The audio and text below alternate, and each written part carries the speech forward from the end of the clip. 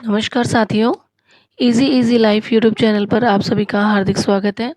हम शुरू कर चुके हैं कक्षा 8 एनसीईआरटी हमारे अतीत भाग 3 और ये नहीं पढ़ा तो क्या पढ़ा कि इस सीरीज़ में आज हम शुरू करने जा रहे हैं हमारा 7th चैप्टर देशी जनता को सभ्य बनाना, राष्ट्र को शिक्षित करना।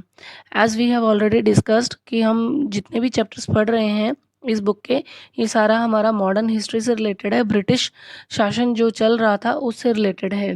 तो इसी कड़ी में अब देखिए कि ब्रिटिश सरकार ने जो भारतीय उपमहाद्वीप के सबसे पहले व्यापारीकरण को चेंज किया, यानी व्यापार करने के उद्देश्य से आए और यहाँ की आर्थिक स्थितियों को बदला।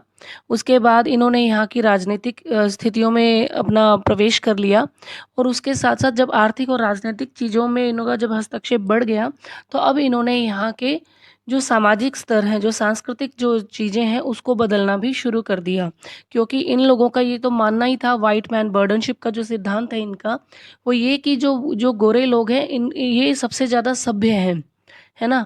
और इनका ये मानना था कि जो जो इनका जो एक एक अलमारी का जो एक अगर मान लीजिए कोई अलमारी है और उसके अंदर जो किताबें रखी हुई हैं ना, वो इनकी रेस्ट ऑफ जो एशियन पीपल हैं, जो भारतीय उपमहाद्वीप के जो लोग हैं, इनसे कहीं ज़्यादा ये एनरिच इनका एक अलमारी के अंदर रखी हुई किताबें हैं। यानी इनका जो ज्ञान है वो बहुत ज़्यादा अच्छा है, बजाय कि इस महाद्वीप में रहने वाले लोगों के। इनका जो लाइफ़स्टाइल है, इनका जो लिटरेचर है, वो इनके आगे, ब्रिटिशर्स के आगे कुछ भी नहीं है।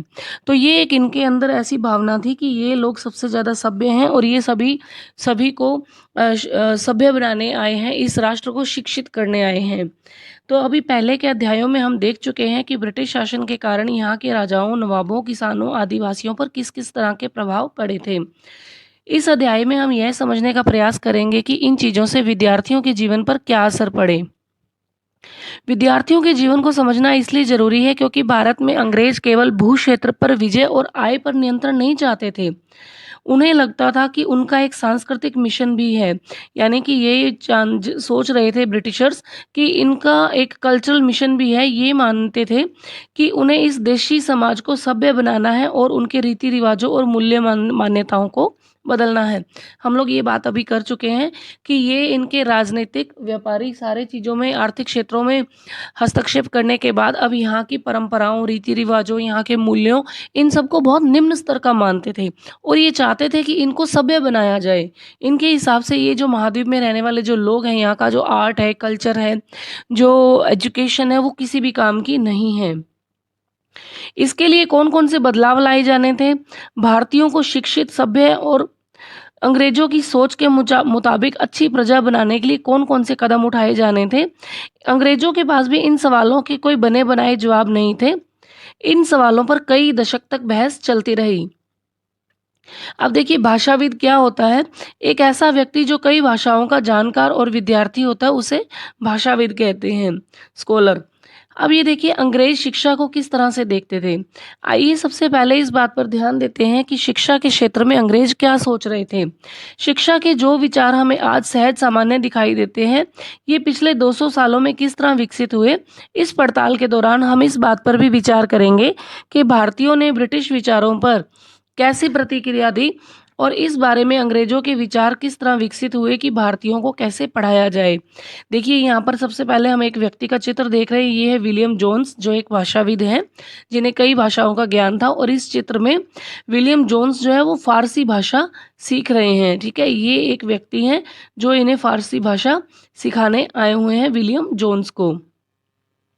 अब इन्होंने एक प्राच्यवाद की परंपरा ली है। प्राच्यवाद क्या होता है? एंशिएंट।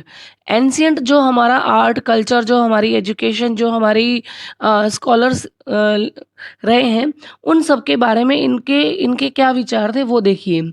सन 1783 में सन 1783 में विलियम जोन्स नाम के एक सज्जन कलकत्ता आते हैं। इन्हें ईस्ट इंडिया कंपनी द्वारा स्थापित किए गए सुप्रीम कोर्ट में जूनियर जज के तौर पर तैनात किया गया था। कानून का माहिर होने के साथ साथ जोन्स एक भाषाविद भी थे। उन्होंने ऑक्सफोर्ड में ग्रीक और लैटिन का अध्ययन किया था। फ्रेंच और अंग्रेजी जानते थे। अपने एक दोस्त से इन्होंने अरबी सीखने के अलावा फ़ारसी भी सीखी थी। यानी कितनी भाषाओं का इनको ज्ञान हो गया देखिए। ये ग्रीक जानते थे, लैटिन जानते थे, फ्रेंच जानते थे, अंग्रेजी जानते थे, अरबी भी सीख ली और फ़ारसी भी सीख ली। तो इनको 6 भाषाओं का ज्ञान था। अब देखिए कलकत्ता में आने के बाद वे रोज़ाना घंटों संस्कृत के विद्वानों के साथ बैठकर उनसे संस्कृत की बारीकियां, उसकी व्याकरण और संस्कृत काव्यों का अध्ययन किया करते थे। कुछ ही समय में उसकी व्याकरण और संस्कृत काव्यों का अध्ययन जो है इनको इतना हो जाता है, कुछ ही समय में उन्होंने कानून, दर्शन, धर्म, राजनीति, नैतिकता, अंकगणित, चिकित्सा विज्ञान और अन्य विज्ञानों की प्राचीन भारतीय पुस्तकों का अध्ययन शुरू कर दिया। अब ये देखिए विलियम जोन्स जो हैं, ये इतने इंटेलिजेंट हैं कि कई घंटे ये लगातार संस्कृत भी पढ़ते थे। उसके साथ-साथ इन्होंने जो ग्रामर है, जो संस्कृत के जो लिटरेचर है, उनका अध्ययन करना शुरू कर दिया। उसके बाद इन्होंने कानून को, ठीक है, धर्म को, रिलीजन के, पॉलिटिक्स के, जो मोरालिटीज़ हैं, न्यूमेरोलॉजी है, चिकित्सा विज्ञान है और अन्य विज्ञानों की प्राचीन भारतीय पुस्तकों का अध्ययन करना शुरू कर दिया। ठीक है, नंबरोलॉजी भी, अलजेब्रा वगैरह। तो जोन्स ने पाया कि उस समय कलकत्ता में तैनात बहुत सारे अंग्रेज अफसर भी उनके जैसी दिलचस्पियां रखते थे। इसमें हेनरी टॉमस कोलब्रुक, ये देखिए, ये इनका एक स्टैचू बना हुआ है हेनरी टॉमस कोलब्रुक का। ये भी संस्कृत और हिंदुत्व के प्राचीन धर्मों के विद्वान थे। और नैथानियल हॉल हेड भी भारतीय भाषाएं सीखकर संस्कृत और फारसी रचनाओं का अंग्रेजी में अनुवाद कर रहे थे। जब ये जूनियर जज के तौर पर आते हैं विलियम जोन्स, तो ये देखते हैं कि इनकी तरह हेनरी टॉमस कोलब्रुक और नैथानियल हॉलहेड जो है ये भी भारतीय भाषाओं को सीख रहे थे और प्राचीन भारतीय विरासत को समझने के प्रयास में लगे हुए थे। अब इन तीनों लोगों ने मिलकर और इनके साथ जो दूसरे लोग इनके जैसे थे, उन्होंने मिलकर क्या किया, एशियाटिक सोसाइटी ऑफ बंगाल का गठन किया। ये इंपॉर्टेंट लाइन आ जाती है देखिए, एशियाटिक सोसाइटी ऑफ बंगाल का गठन किसने किया है? ये किया है इन्होंने मिलकर, हेनरी टॉमस कोलब्रुक, नैथानियल हॉलहेड और जोन्स ने मिलकर किया। एशियाटिक रिसर्च नामक शोध पत्रिका का प्रकाशन भी इन्होंने शुरू कर दिया। जोन्स और कोलब्रुक भारत के प्रति एक खास तरह का रवैया अपनाते थे। वे भारत और पश्चिम दोनों की संस्कृतियों के प्रति गहरा आदर भाव रखते थे। उनका मानना था कि भारतीय सभ्यता प्राचीन काल में अपने वैभव के शिखर पर थी, परंतु बाद में उसका पतन होता चला गया। उनकी राय में भारत को समझने के लिए प्राचीन काल में लिखे गए यहाँ के पवित्र और कानूनी ग्रंथों को खोजना समझना बहुत ज़रूरी था।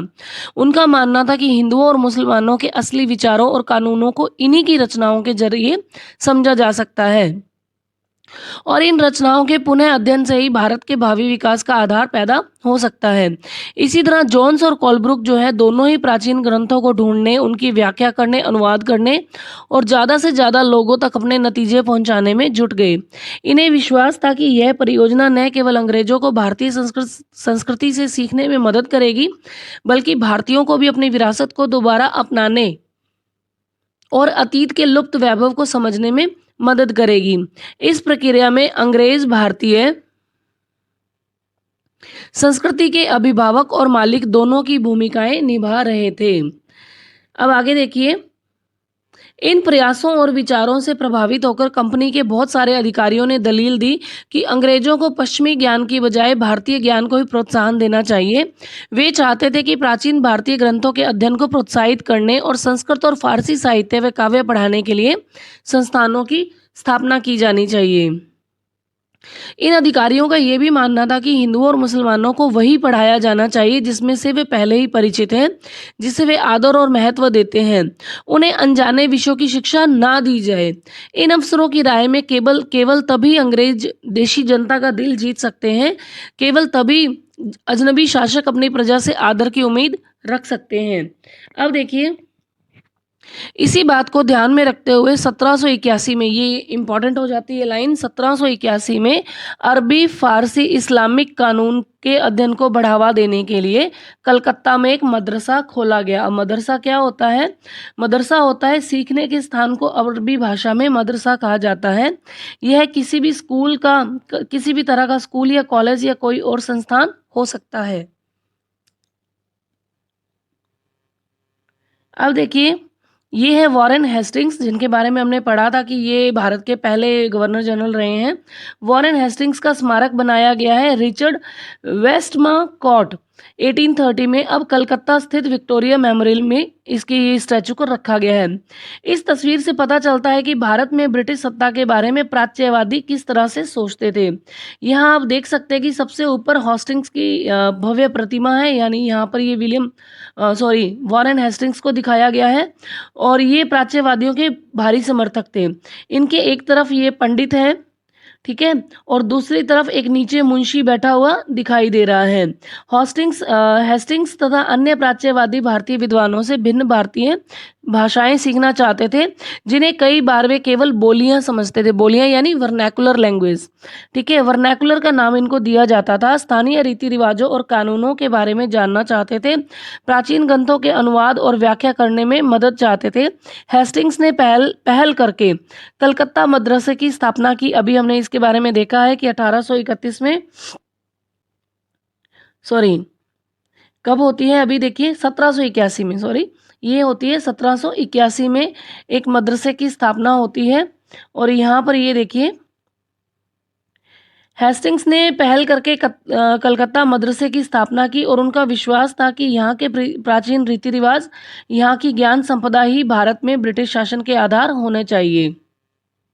और इसी श्रृंखला में देखिए 1791 में बनारस में हिंदू कॉलेज की स्थापना की जाती है, BHU जिसे आज कहते हैं बनारस हिंदू कॉलेज, ताकि वहाँ प्राचीन संस्कृत ग्रंथों की शिक्षा दी जा सके और देश का शासन चलाने में इनको मदद मिले। परंतु कंपनी कौन सी? EIC, ईस्ट इंडिया कंपनी के सभी अफसर इन विचारों से सहमत नहीं थे। इनमें से बहुत सारे प्राच्यवादियों के कटु आलोचक थे। प्राच्यवादी क्या है? एशिया की भाषा और संस्कृति का गहन ज्ञान रखने वाले मुंशी, जो हमने देखा था अभी, ये ऐसा व्यक्ति था जो फारसी पढ़ना लिखना और पढ़ाना जानता हो। और वर्नाकुलर जो हमने अभी पढ़ा था वर्ड, वो क्या होता है? Local language, mother tongues. यह शब्द आमतौर पर मानक भाषा से अलग किसी स्थानीय भाषा या बोली के लिए इस्तेमाल किया जाता है। भारत जैसे औपनिवेशिक देशों में अंग्रेज रोजमर्रा इस्तेमाल की स्थानीय भाषाओं और साम्राज्यवादी शासकों की भाषा अंग्रेजी के बीच फर्क को चिह्नित करने के लिए इस शब्द का इस्तेमाल करते थे। अब ये देखिए, इनका क्या मानना था जी, कि पूर्व की जघन्य गलतियां, यानी कि ये जो ब्रिटिशर्स हैं ये मानते हैं कि जो ईस्टर्न कंट्रीज जो हैं इनके द्वारा बहुत ही बड़ी गलतियां की गई हैं अपने आप में। वो क्या थी? 19वीं सदी की शुरुआत से ही बहुत सारे अंग्रेज अफसर शिक्षा के प्राच्यवादी दृष्टिकोण की आलोचना करने लगे। इनका मानना था कि पूर्वी समाजों का ज्ञान त्रुटियों से भरा हुआ और अवैज्ञानिक है। उनके मुताबिक पूर्वी साहित्य अगभीर और सतही था। इसलिए उन्होंने दलील दी कि अंग्रेजों को अरबी और संस्कृत भाषा व साहित्य के अध्ययन को बढ़ावा देने पर इतना खर्चा नहीं करना चाहिए। प्राच्यवादियों पर हमला करने वालों में जेम्स मिल प्रमुख हैं। इनके बारे में तो हम पहले भी पढ़ चुके हैं। उनका विश्वास था कि अंग्रेजों को देशी जनता को खुश करने और उसका दिल जीतने के लिए जनता की इच्छा के हिसाब से या उनकी भावनाओं को ध्यान में रखते हुए शिक्षा नहीं देनी चाहिए। उनकी राय में शिक्षा के जरिए उपयोगी और व्यवहारिक चीजों का ज्ञान दिया जाना चाहिए। इसलिए भारतीयों को पूर्वी समाजों के काव्य और धार्मिक साहित्य के बजाय ये पढ़ाया जाना चाहिए कि पश्चिम ने किस तरह से वैज्ञानिक और तकनीकी सफलताएं हासिल कर ली हैं। अब देखो, 1830 के दशक तक प्राच्यवादियों का विरोध और तीखा हो गया। थॉमस बेबिंगटन मैकाले, ये तो बहुत ही ज्यादा एक प्रसिद्ध व्यक्ति विचारक रहे हैं। मैकाले का जो एक चार्टर आता है, इनकी जो खुद की एक सोच हमें दिखाई देती है। इन आलोचकों में सबसे मुखर और प्रभावशाली विचारक थे। वह भारत को असभ्य देश मानते थे, जिससे सभ्यता का पाठ पढ़ाना जरूरी था। मैकाले के मुताबिक पूर्वी ज्ञान की कोई भी शाखा इंग्लैंड की प्रगति के समकक्ष नहीं थी। मैकाले का कहना था कि एक अच्छे यूरोपीय देखिए जो अभी हमने ये बात बोली थी, ये मैकाले कहते हैं कि एक अच्छे यूरोपीय पुस्तकालय का एक खाना, एक अलमारी ही भारत और अरब के समूचे देशी साहित्य के बराबर है। यानी कि इनसे कहीं बेटर जो इनका लिटरेचर, ये अपने लिटरेचर को, अपने आर्ट और कल्चर को मानते थे। उनका तर्क था कि भारत में ब्रिटिश सरकार को प्राच्यवादी ज्ञान पर सरकारी पैसा बर्बाद नहीं करना चाहिए, क्योंकि इससे कोई फायदा होने वाला नहीं है। ये देखिए, ये हैं थॉमस बेबिंगटन मैकाले और उनका अध्ययन कक्ष, ये इनका स्टडी रूम था, स्टडी था ये। फिर है गहन ऊर्जा और आवेश पूर्वक मैकाले ने अंग्रेजी भाषा सिखाने की जरूरत पर जोर दिया। उनका मानना था कि अंग्रेजी के ज्ञान से भारतीयों को दुनिया की श्रेष्ठतम साहित्यिक कृतियों को पढ़ने का मौका मिलेगा। देखिए एक कॉमन सी बात है कि कालिदास को Kalidas is called Shakespeare of India, ठीक है, इन्हें भारत का शेक्सपियर कहा जाता है। जबकि शेक्सपियर जो है ये 1600 में तो इनकी मृत्यु भी हो जाती है, ठीक है। 1600 तक इनका जो लाइफ पीरियड है वो है, ठीक है। लेकिन हमारे ये जो कालिदास जी हैं ये कब होते हैं, ये आपने भी पढ़ा होगा, ये गुप्त कालीन जो रहे हैं, समय अवधि इनकी रही है। और इनका लिटरेचर और शेक्सपियर के लिटरेचर में, हालांकि इन्होंने बहुत अच्छा लिखा हुआ है, दोनों अपनी अपनी जगह पर बहुत बहुत बहुत अच्छे हैं, लेकिन क्योंकि कालिदास पहले हुए हैं लेकिन इनके बारे में जानकारी बहुत बाद में हुई है, इसलिए इनकी शेक्सपियर से तुलना की जाती है। जबकि शेक्सपियर तो 17वीं शताब्दी के रहे हैं, ठीक है। तो इनकी तुलना, हालांकि ये गलत कंपैरिजन किया जाता है, लेकिन ठीक है, दोनों ही अपनी फील्ड में बहुत अच्छे रहे हैं। लेकिन ये कहना कि उनका जो ब्रिटिशर्स का लिटरेचर जो है, आर्ट कल्चर हमारे पूर्वी ज्ञान से बहुत कहीं बेहतर है, ऐसा बिल्कुल भी नहीं है। अब ये देखिए मैकाले ने क्या कहा है कि अंग्रेजी के ज्ञान से भारतीयों को दुनिया की श्रेष्ठतम कृतियों को पढ़ने का मौका मिलेगा। एक मिनट, यहाँ के लोग पश्चिमी विज्ञान और दर्शन के क्षेत्र में हुए विकास से अवगत हो पाएंगे। इस प्रकार उनका कहना था कि अंग्रेजी पढ़ाना लोगों को सभ्य बनाने, उनकी रुचियों, मूल्यों और संस्कृति को बदलने का रास्ता हो सकता है। मैकाले के मिनट्स यानी विवरण के आधार पर 1835 का अंग्रेजों का शिक्षा अधिनियम पारित किया गया।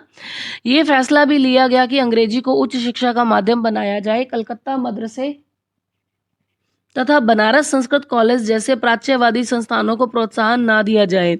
इन संस्थानों को अपने आप शरण का शिकार होते जा रहे अंधकार के मंदिरों की संज्ञा दी गई। अब स्कूलों के लिए भी अंग्रेजी पाठ्य पुस्तकें छपने लगी।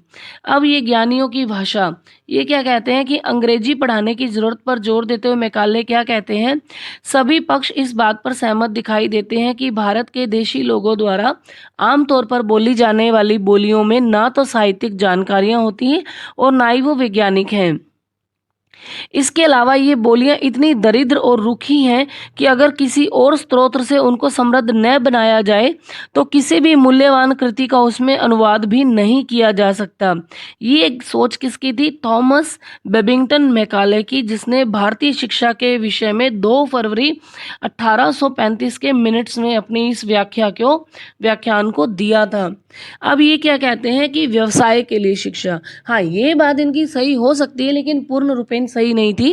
1854 में ईस्ट इंडिया कंपनी के लंदन स्थित कोर्ट ऑफ डायरेक्टर्स ने भारतीय गवर्नर जनरल को शिक्षा के विषय में एक नोट भेजा।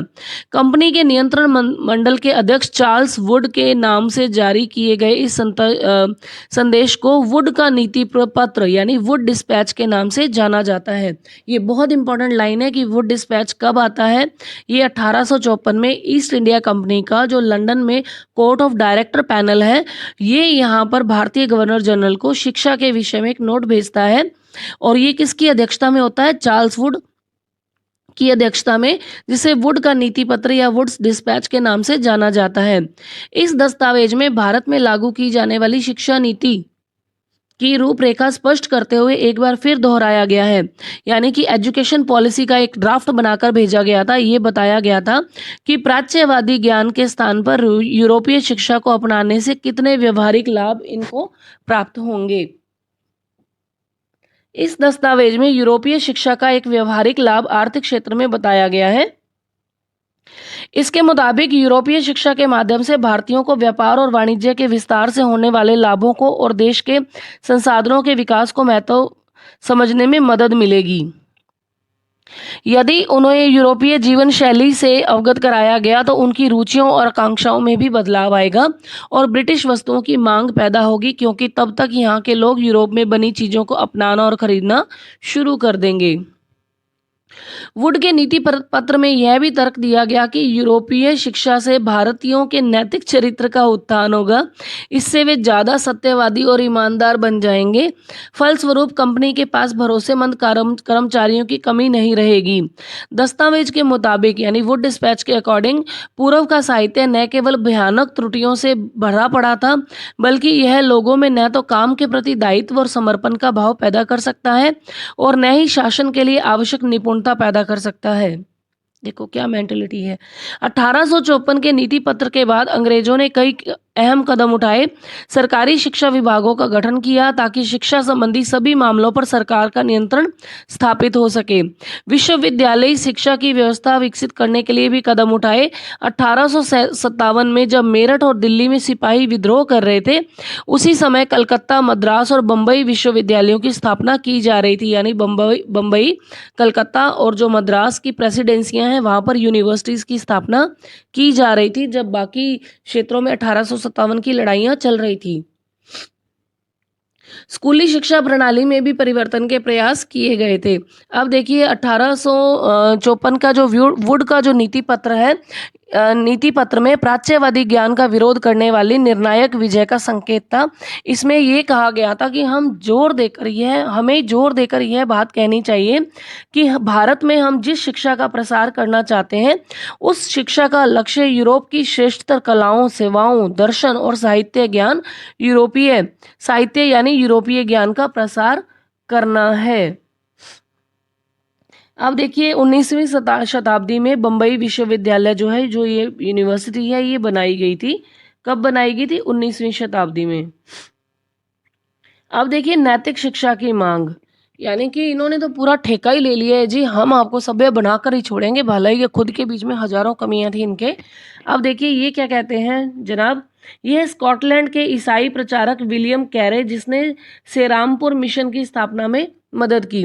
19वीं सदी में भारत में कई सक्रिय ईसाई प्रचारकों ने व्यवहारिक शिक्षा के पक्ष में दिए जा रहे तर्कों का घोर विरोध किया। प्रचारकों का मानना था कि शिक्षा का उद्देश्य लोगों के नैतिक चरित्र में सुधार लाना होता है और नैतिक उत्थान केवल ईसाई शिक्षा के जरिए ही संभव है। यानी कि अब यहाँ पर ये पूरा एक अमेंडमेंट लेके आते हैं, एक चार्टर लेकर आते हैं कि यहाँ पर ईसाई धर्म प्रचारकों को अनुमति दी जाए कि वो यहाँ पर आकर अपने धर्म का प्रचार कर सकें। सभी को यहाँ पर मेन चीज़ इनका ये काम था कि धर्मांतरण करके कैसे भी इनको अपने कांटेक्ट में रखा जाए, इनको टच में रखा जाए।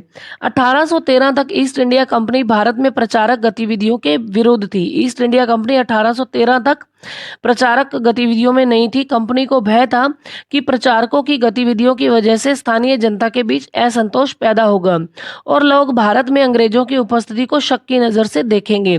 ब्रिटिश नियंत्रण वाले भू क्षेत्रों में अपनी संस्थाएं ना खोल पाने की वजह से प्रचारकों ने अंततः सेरामपुर में अपना मिशन खोला। यह इलाका डेनिश ईस्ट इंडिया कंपनी के नियंत्रण में आता था। वर्ष 1800 में एक छापा खाना लगाया गया और 1818 में एक कॉलेज भी खोला गया। 19वीं सदी के दौरान पूरे भारत में प्रचारक स्कूल खोले गए, परंतु 1857 के बाद भारत की ब्रिटिश सरकार प्रचारक शिक्षा को प्रत्यक्ष सहायता देने में आनाकानी करने लगी। सरकार को लगता था कि स्थानीय रीति रिवाजों, व्यवहारों, मूल्य मान्यताओं और धार्मिक विचारों से किसी भी तरह की छेड़छाड़ देशी लोगों को भड़का सकती है।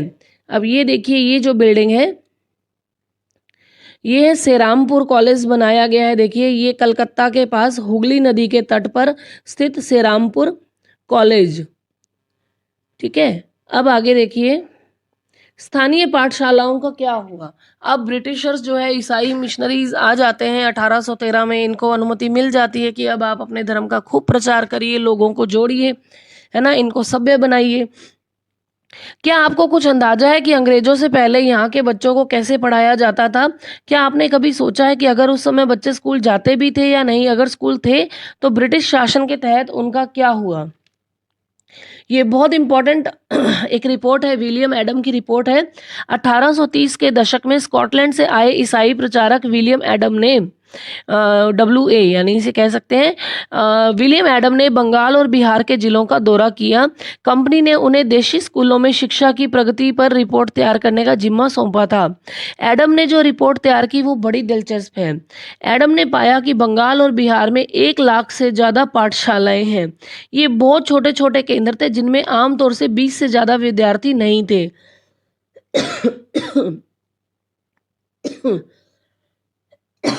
सॉरी। फिर भी इन पाठशालाओं में पढ़ने वाले बच्चों की संख्या, कुल संख्या काफी बड़ी यानी 20 लाख से भी ज्यादा थी। अब देखिए, ये पाठशालाएं संपन्न लोगों या स्थानीय समुदाय द्वारा चलाई जा रही थी। कई पाठशालाएं स्वयं गुरु द्वारा ही प्रारंभ की गई थी। शिक्षा का तरीका काफी लचीला था। आज आप जिन चीजों की स्कूल में उम्मीद करते हैं, उनमें से कुछ चीजें उस समय की पाठशालाओं में भी मौजूद थी। बच्चों की फीस कोई निश्चित नहीं थी। छपी हुई किताबें नहीं होती थी। पाठशाला की इमारत अलग से नहीं बनाई जाती थी। बेंच और कुर्सियां नहीं होती थी। ब्लैक बोर्ड नहीं होते थे। अलग से कक्षाएं लेने, बच्चों की हाजिरी लेने का कोई इंतजाम नहीं होता था। सालाना इम्तिहान और नियमित समय सारणी जैसी कोई व्यवस्था नहीं थी। कुछ पाठशालाएं बरगद की छांव में ही चलती थी, तो कई गांव की किसी दुकान या मंदिर के कोने में या गुरु के घर पर ही बच्चों को पढ़ाया जाता था। बच्चों की फीस उनके माँ बाप की आमदनी से तय होती थी। ठीक है, उनके माँ बाप की आमदनी से तय होती थी। अमीरों को ज़्यादा और गरीबों को कम फीस देनी होती थी। शिक्षा मौखिक होती थी और क्या पढ़ाना है यह बात विद्यार्थियों की ज़रूरतों को देखते हुए गुरु ही तय करते थे। विद्यार्थियों को अलग अलग कक्षाओं में नहीं बिठाया जाता था। सभी एक जगह एक साथ बैठते थे। अलग अलग स्तर के विद्यार्थियों के साथ गुरु अलग से बात कर लेते थे। एडम क्या कहते हैं कि यह लचीली प्रणाली स्थानीय आवश्यकताओं के लिए अनुकूल है। उदाहरण के लिए फसलों की कटाई के समय कक्षाएं बंद हो जाती थी, क्योंकि उस समय गांव के बच्चे प्राय खेतों में काम करने चले जाते थे और कटाई और अनाज निकल जाने के बाद पाठशाला दोबारा शुरू हो जाती थी। इसका परिणाम यह था कि साधारण काश्तकारों के बच्चे भी पढ़ाई कर सकते थे। अब देखिए, नई दिनचर्या नए नियम। अब यहाँ पे नई दिनचर्या क्या आती है? 19वीं सदी के मध्य तक कंपनी का जो मुख्य ध्यान है, वो मुख्य रूप से उच्च शिक्षा की ओर था। इसलिए कंपनी ने स्थानीय पाठशालाओं के कामकाज में कभी ज़्यादा दखल नहीं दिया। 1854 के बाद कंपनी ने देशी शिक्षा व्यवस्था में सुधार लाने का फैसला किया। कंपनी का मानना था इसके लिए मौजूदा व्यवस्था के भीतर ही बदलाव किए जा सकते हैं। कंपनी एक दिन दिनचर्या, नए नियमों और नियमित निरीक्षणों के जरिए पाठशालाओं को और व्यवस्थित करना चाहती थी। इसके लिए क्या किया जा सकता था? कंपनी ने फिर क्या कदम उठाए? सबसे पहले तो कंपनी ने बहुत सारे पंडितों को सरकारी नौकरी पर रख लिया। इनमें से प्रत्येक पंडित को 4-5 स्कूलों की देखरेख का जिम्मा सौंपा गया। पंडितों का काम पाठशालाओं का दौरा करना, वहां अध्यापन की स्थितियों में सुधार लाना था। प्रत्येक गुरु को निर्देश दिया गया कि वे समय समय पर अपने स्कूल के बारे में रिपोर्ट भेजें और कक्षाओं को नियमित समय सारणी के अनुसार पढ़ाएं। अब अध्यापन पाठ्य पुस्तकों पर आधारित होगा और विद्यार्थियों की प्रगति को मापने के लिए वार्षिक परीक्षाओं की रूपरेखा तैयार की जाने लगी। विद्यार्थियों से कहा गया विद्यार्थियों से कहा गया कि वे नियमित रूप से शुल्क दें, कि वे नियमित रूप से कक्षा में आए, तय सीट पर बैठें और अनुशासन के नियमों का पालन भी करें। नए नियमों पर चलने वाली पाठशालाओं को सरकारी अनुदान मिलने लगे। जो पाठशाला नई व्यवस्था के भीतर काम करने को तैयार नहीं थी, तो उन्हें कोई सरकारी सहायता नहीं दी जाती थी। जिन गुरुओं ने सरकारी निर्देशों का पालन करने की बजाय अपनी स्वतंत्रता बनाए रखी, वे सरकारी सहायता प्राप्त करने और नियमों से चलने वाली पाठशालाओं के सामने कमजोर पड़ने लगे। इन नए नियमों और दिनचर्या का एक और भी नतीजा हुआ। पहले वाली व्यवस्था में गरीब किसान के बच्चे भी पाठशालाओं में जा सकते थे, क्योंकि शालाओं की समय सारणी काफी लचीली होती थी। नई व्यवस्था के अनुशासन की मांग थी कि बच्चे नियमित रूप से स्कूल आएं। अब कटाई के मौसम में भी बच्चों का स्कूल में आना जरूरी था, जबकि उस समय गरीब घरों के बच्चे खेती में काम करने जाया करते थे।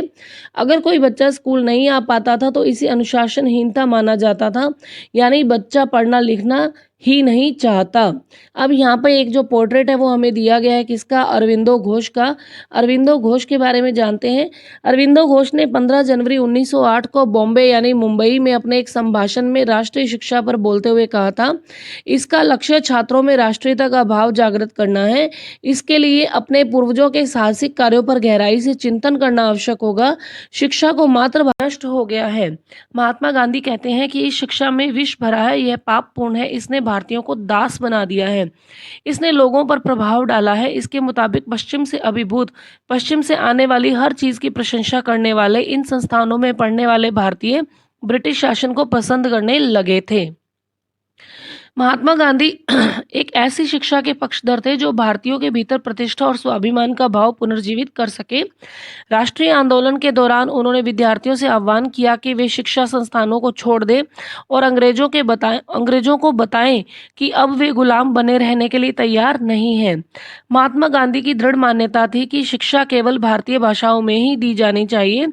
उन्हें उनके मुताबिक अंग्रेजी में दी जा रही शिक्षा भारतीयों को अपाहिज बना देती है। उसने उन्हें अपने सामाजिक परिवेश से काट दिया है। उन्हें अपनी भूमि पर अजनबी बना दिया है। उनकी राय में विदेशी भाषा बोलने, स्थानीय संस्कृति से घृणा करने वाले अंग्रेजी शिक्षित भारतीय अपनी जनता से जुड़ने के तौर तरीके भूल चुके थे। अब देखिए, महात्मा गांधी और कस्तूरबा गांधी शांति निकेतन में रविंद्रनाथ टैगोर और लड़कियों की एक टोली के साथ में बैठे हुए हैं। ठीक है, अभी एक मिनट, अभी देखिए ये जो है ये रविंद्रनाथ टैगोर जी हैं, ये रविंद्रनाथ टैगोर जी हैं और ये महात्मा गांधी और कस्तूरबा गांधी जी हैं। ये यहाँ पर बैठे हैं बच्चों के बीच में शांति निकेतन में। ठीक है, अब आगे देखिए ये क्या कहते हैं। महात्मा गांधी का मानना था कि पश्चिमी दिशा मौखिक ज्ञान की बजाय केवल पढ़ने और लिखने पर केंद्रित है। उसमें पाठ्य पुस्तकों पर जो जोर दिया जाता है, लेकिन जीवन अनुभवों और व्यवहारिक ज्ञान की उपेक्षा की जाती है। गांधी जी का तर्क था कि शिक्षा से व्यक्ति का दिमाग और आत्मा विकसित होनी चाहिए, यानी कि उनमें उनकी राय में केवल साक्षरता यानी पढ़ने लिखने की क्षमता पा लेना ही नहीं था। इनके अकॉर्डिंग लोगों को हाथ से काम करना पड़ता है, हुनर सीखने पड़ते हैं और यह जानना पड़ता है कि विभिन्न चीज़ें किस तरह काम करती हैं। इससे उनका मस्तिष्क और समझने की क्षमता दोनों विकसित होते हैं। अब आगे देखो, साक्षरता ही शिक्षा नहीं है। ये गांधी जी आगे क्या बताते हैं, शिक्षा से मेरा मतलब इस बात से है कि बालक और मनुष्य के देह और मस्तिष्क और भावना के श्रेष्ठ तत्वों को सामने लाया जाए। साक्षरता न तो शिक्षा का अंत है और न ही उसकी शुरुआत है। यह तो केवल एक साधन है जिसके जरिए पुरुषों और महिलाओं को शिक्षा दी जा सकती है। साक्षरता अपने आप में शिक्षा नहीं होती। लिहाजा मैं बच्चों को शिक्षित करते हुए सबसे पहले उन्हें कोई उपयोगी हस्त कौशल सिखाऊंगा, उन्हें शुरू से ही कुछ रचने पैदा करने के लिए तैयार करूंगा। मेरा मानना है कि दिमाग और आत्मा का सर्वोच्च विकास इस तरह की शिक्षा से ही संभव है। प्रत्येक हस्त कौशल आज की तरह केवल यांत्रिक ढंग से नहीं बल्कि वैज्ञानिक ढंग से पढ़ाया जाना चाहिए, यानी बच्चे को प्रत्येक प्रक्रिया के क्यों और किस लिए का पता होना चाहिए। ये किस में दिया गया है, ये उदाहरण कहाँ से लिए गए, इलिस्ट्रेशन ये लिया गया है the collected works of Mahatma Gandhi. इसका जो 72 नंबर जो पार्ट है वो वहाँ से लिया गया है। आगे देखिए, जैसे जैसे राष्ट्रीय भावना का प्रसार हुआ, कई दूसरे विचारक भी एक राष्ट्रीय शिक्षा प्रणाली के बारे में सोचने लगे जो अंग्रेजों द्वारा स्थापित की गई व्यवस्था से आमूल तौर पर थोड़े तौर पर भिन्न हो। अब आगे देखिए, हमें एक चित्र दिखाया गया है। शांति निकेतन में एक कक्षा चल रही है, 1930 का दशक है। आसपास का माहौल देखिए, चारों तरफ पेड़ और खुली जगह है जहाँ पर इनको पढ़ाया जा रहे हैं। आप में से बहुत सारे लोगों ने शांति निकेतन के बारे में सुना होगा। क्या आप जानते हैं कि इसकी स्थापना किसने और क्यों की थी? रविंद्रनाथ टैगोर जी ने यह संस्था 1901 में शुरू की। टैगोर जब बच्चे थे तो स्कूल जाने से बहुत चिढ़ते थे, वहां उनका दम घुटता था। उन्हें स्कूल का माहौल दमनकारी लगता था। टैगोर को ऐसे लगता था मानो स्कूल कोई जेल हो, क्योंकि वहाँ बच्चे मनचाहा कभी नहीं कर पाते थे। जब बच्चे दूसरे शिक्षक को सुन रहे होते थे तो टैगोर का दिमाग कहीं और भटक रहा होता था। कलकत्ता के अपने स्कूली जीवन के अनुभवों ने शिक्षा के बारे में टैगोर को के विचारों को काफ़ी प्रभावित किया, और जब वे बड़े हुए तो उन्होंने एक ऐसा स्कूल खोलने के बारे में सोचा जहाँ बच्चे खुश रह सकें, जहाँ वो मुक्त और रचनाशील हो, जहाँ वे अपने विचारों और आकांक्षाओं को समझ सकें। टैगोर को लगता था कि बचपन का समय अपने आप सीखने का समय होना चाहिए। वह अंग्रेजों द्वारा स्थापित की गई शिक्षा व्यवस्था के कड़े और बंधनकारी अनुशासन से मुक्त होना चाहिए। शिक्षक कल्पनाशील हो, बच्चों को समझते हों और उनके अंदर उत्सुकता, जानने की चाह विकसित करने में मदद दे। टैगोर के मुताबिक वर्तमान स्कूल बच्चे की रचनाशीलता, चकित होने के उसके स्वाभाविक गुण को मार देते हैं। टैगोर का मानना था कि सृजनात्मक शिक्षा को केवल प्राकृतिक परिवेश में ही प्रोत्साहित किया जा सकता है। इसलिए उन्होंने कलकत्ता से 100 किलोमीटर दूर एक ग्रामीण परिवेश में अपना स्कूल खोलने का फैसला किया। उन्हें यह जगह निर्मल शांति से भरी शांति निकेतन, जिसका नाम रखा गया, दिखाई दी, जहां प्रकृति के साथ जीते हुए बच्चे अपनी स्वाभाविक सृजनात्मक मेधा को और विकसित कर सकते थे। बहुत सारे मामलों में टैगोर और महात्मा गांधी शिक्षा के बारे में लगभग एक जैसी राय रखते थे, लेकिन दोनों के बीच में जो फर्क भी थे, गांधी जी पश्चिमी सभ्यता और मशीनों वे प्रौद्योगिकी की उपासना के कट्टर आलोचक थे। टैगोर आधुनिक पश्चिमी सभ्यता और भारतीय परंपरा के श्रेष्ठ तत्वों का सम्मिश्रण चाहते थे। उन्होंने शांति निकेतन में संगीत, नृत्य और विज्ञान और प्रौद्योगिकी की शिक्षा पर भी बल दिया। इस प्रकार बहुत सारे लोग इस बारे में सोचने लगे, एक राष्ट्रीय शिक्षा प्रणाली की रूपरेखा क्या होनी चाहिए। कुछ लोग अंग्रेजों द्वारा स्थापित की गई व्यवस्था में परिवर्तन चाहते थे। उनका मानना था कि इसी व्यवस्था को इस तरह फैलाया जाए कि उससे ज़्यादा से ज़्यादा लोगों को पढ़ने के मौके मिले। इसके विपरीत बहुत सारे लोग ऐसे भी थे जो एक वैकल्पिक शिक्षा चाहते थे, ताकि लोगों को सच्चे अर्थों में राष्ट्रीय संस्कृति की शिक्षा दी जा सके। अब ये कौन तय करे कि सच्चे अर्थों में राष्ट्रीय क्या होता है? इस राष्ट्रीय शिक्षा की बहस जो है वो स्वतंत्रता के बाद भी जारी रहती है। इसी तरह से एक चित्र और देखने को मिलता है। कोयम्बटूर के एक प्रचारक स्कूल में खेल रहे बच्चे। 20वीं सदी का आरंभ। 19वीं सदी के मध्य तक ईसाई प्रचारक भारतीय सुधारवादी संगठन लड़कियों के लिए स्कूल खोलने लग गए थे। अब ये गर्ल्स स्कूल एक जो है वो खोला गया है। ठीक है। अब देखिए अन्यत्र, जब भारत में ये सब चल रहा था तो अन्यत्र यानी किसी और कोने में दुनिया के क्या चल रहा था, सभ्य करने के लिए शिक्षा जो हमारे यहाँ पर चालू की गई थी, वैसे ही कुछ यहाँ देखते हैं। 1870 में शिक्षा अधिनियम लागू होने तक आमतौर पर पूरी आबादी के लिए व्यापक शिक्षा व्यवस्था नहीं थी। बाल मजदूरी बहुत बड़े पैमाने पर थी, इसलिए गरीब अपने बच्चों को स्कूल नहीं भेज पाते थे। परिवार चलाने के लिए उनकी आय महत्वपूर्ण थी। स्कूल भी बहुत कम थे। ज़्यादातर स्कूल चर्च या रईसों द्वारा स्थापित किए गए। शिक्षा अधिनियम लागू होने के बाद सरकार ने नए नए स्कूल खोलने शुरू किए और अनिवार्य शिक्षा का प्रावधान किया। टॉमस आर्नोल्ड उस दौर के सबसे महत्वपूर्ण शैक्षिक विचारकों में से एक थे। वह रग्बी नामक एक प्राइवेट स्कूल के मुख्य अध्यापक थे। माध्यमिक स्कूल की पाठ्यचर्या 2000 साल पुरानी ग्रीक और रोमन शास्त्रीय कृतियों के विस्तृत अध्ययन की हिमायत करते हुए उन्होंने कहा था, मुझे हमेशा ऐसा प्रतीत हुआ कि हमारे अंग्रेजी स्कूलों में जो अध्ययन क्रम अपनाया जाता है उसकी सबसे अच्छी बात यह है कि वह हमारे दिमाग को लगातार अतीत के बारे में सोचने के लिए प्रेरित करता है, और हर रोज हम भाषाओं, इतिहास और कुछ साल पहले या हजारों साल के पहले के विचारों को पढ़ते रहते हैं। टॉमस आर्नोल्ड का ये मानना था कि शास्त्रीय कृतियों के अध्ययन से दिमाग अनुशासित होता है। वास्तव में उस काल के ज़्यादातर शिक्षाविदों की मान्यता थी कि इस तरह का अनुशासन जरूरी है, क्योंकि बच्चे स्वाभाविक रूप से असभ्य होते हैं, उन्हें नियंत्रित करना आवश्यक होता है। सभ्य वयस्क के रूप में विकसित होने के लिए उन्हें मालूम होना चाहिए कि समाज में सही और गलत क्या है, उचित और अनुचित आचरण क्या होता है। शिक्षा, खास तौर से बच्चों के दिमाग को अनुशासित करने वाली शिक्षा का उद्देश्य या मकसद उन्हें इसी मार्ग पर आगे ले जाना था। ठीक है। तो इस तरह से हम देखते हैं कि हमारे यहाँ पर शिक्षा के प्रति बहुत ज़्यादा चेंजेस होने लगे। धीरे धीरे धर्म और कल्चर को भी चेंज किया जाने लगा। तो अब आज के लिए इतना ही। चैप्टर यहाँ पर कंप्लीट होता है। चैनल के साथ जुड़े रहिए।